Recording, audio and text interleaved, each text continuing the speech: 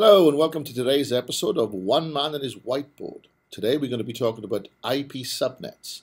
Today we're doing part 1, an introduction to IP subnets. If you recall from our previous video on the IP address scheme, we'll recall that there is a class A, a class B, and a class C in the IP address range. There's also a class D and E, but we don't seem to care about them. We're not going to worry about them for today. A class A, if you remember, the first byte is network, and the remaining bytes, the remaining 3 bytes, are host. In a class B environment, the first 2 bytes are network, and the remaining 2 bytes are for hosts. So the network identifies the address of the network segment, and the host is a host that sits on a network segment. So the network segment will be 10, and the 2 hosts on it will be 10.0.0.1 and 10.0.0.2. Your laptop and your printer, for example. Class C does 3 bytes for network and 1 byte at the end for host.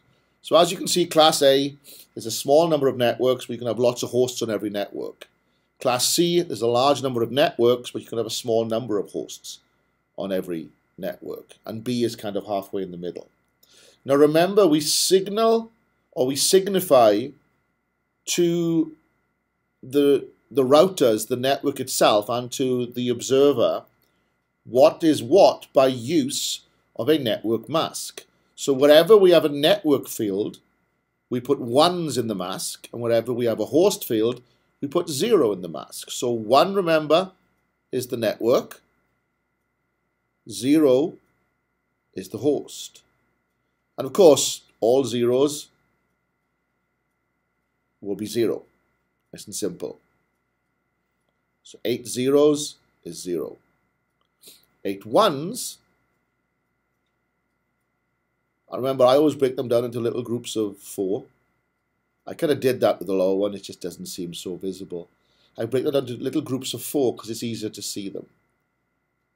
And that, of course, represents the maximum number you can have in an 8-bit byte, or an 8-bit octet. Octet and bytes are the same thing. That represents 255. Now, just to clarify, an octet and a byte is the same thing today.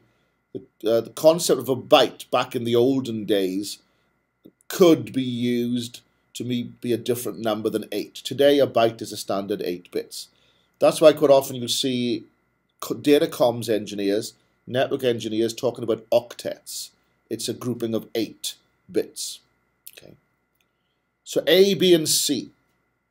So the decimal representation of all 1s in 8 bits is we have a network mask of 255.0.0.0 for a class A address. And we have 255.255.0.0 for a class B address. And then, of course, continuing the pattern, you have 255.255.0 for a class C address. Now remember, you can just count the number of bits that are in the mask, and another representation that we use quite often in networking is to put the /8. There are 8 bits in the network mask in the class 8. Apologies, in the class A. There are 16 bits in the network mask in a class B, and there are 24 bits, network bits, in the mask. I seem to have messed up writing /24 there. Let me try that again. There are 24 ones, 24 bits of networking in a class C address. So we very clearly signify to the network, to the observer, what's a network, what's a host, by the use of the mask. Ones mean it's a network field. 0 means it's a host field. And remember, when we have networking, we have a router. Here we have what is known as a network segment, part of a network. A network can be made up of multiple network segments. So here we have a network segment. And here we have another network segment. I'm going to draw in a different color just to signify this. I'm going to draw the one on the right as purple. So we have purple network segment, and we have, let's give this a more interesting color just for a bit of fun. Let's make this green. So we have a green network segment, and we have a purple network segment. And the network segment is like a street in the real world. All the people who live on the street have the same street address. So you may be 21 Weatherby Road, or you may be 107 Weatherby Road. The street address is the same. In the same way, everybody on a given network segment has the same network number. So everybody on green network segment, they all start with 10, for example. Everybody on purple network segment, they all start with 11. Or if you were using a class B address, they may start with 172.16. So for the IP to work, everybody on a given network segment must have the same network portion. Now the host portions can change by as much as you want, but everybody on a given network segment must have the same network number. So in a class A address, the first number must be the same.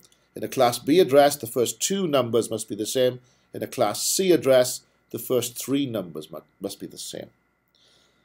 Well, what if you want to put your laptop, a printer, and maybe allow your iPad to join a network as well? That's 3 hosts. Remember that one address is used up by the default gateway.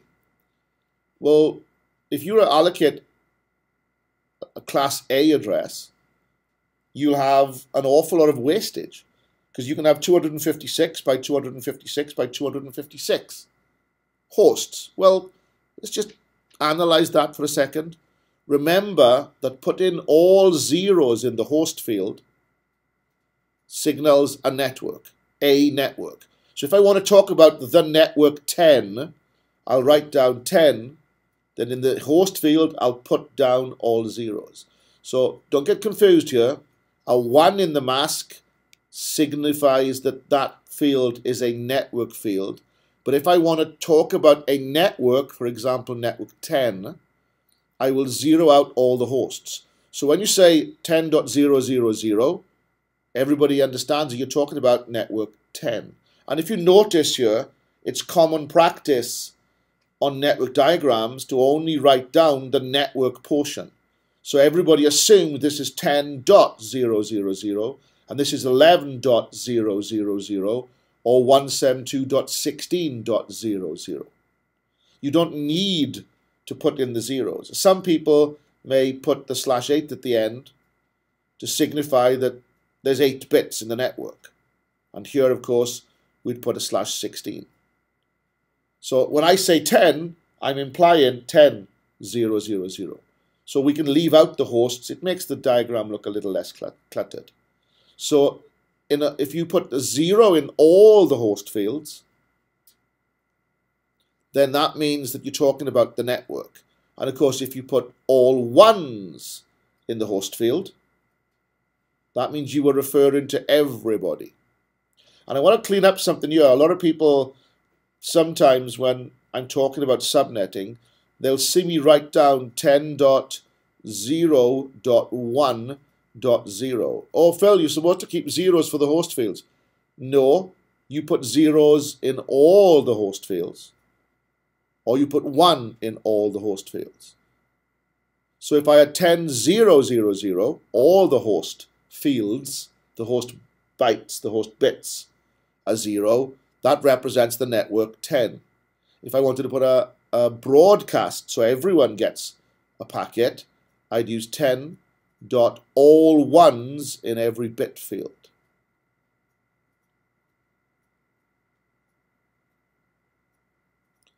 So it's all the fields that have to be 0 in the host field to represent a network, and all ones in the host field to represent a broadcast address. So a lot of people really get thrown a curveball by this. This is a completely valid IP address. 10.255.0.0 is a completely valid IP address because it's only having all zeros or all ones in the host field that is not allowed. So what sparked that little conversation off was I said it's 256 by 256 by 256. It's actually 256 by 256 by 256 minus 2, because you've got to take these two off. Because you're not allowed to have all zeros in the host field. You're not allowed to have all ones in the host field as a legitimate IP address. They have a special meaning.